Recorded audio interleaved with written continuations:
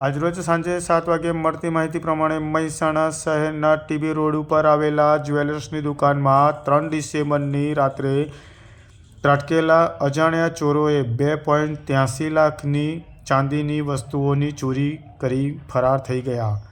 B division પોલીસે સોની વેપારીની ફરિયાદને આધારે ગુનો નોંધી વધુ તપાસ હાથ ધરી.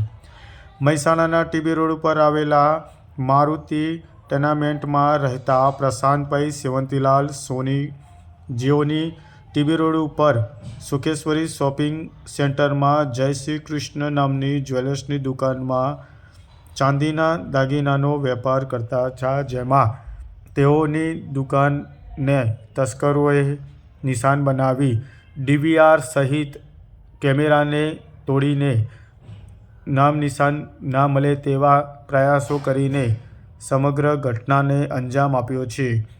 આના પરથી જાણવા મળ્યું કે ચોરો હવે ડીવીઆરને પણ નિશાન બનાવે છે. મહેસાણાના જ્વેલર્સની દુકાનમાં ચોરીમાં ચોરોએ પહેલાં ડીવીઆરને નિશાન બનાવ્યું, જેના કારણે કોઈ જ સીસીટીવી ફૂટેજ પ્રાપ્ત ન થઈ.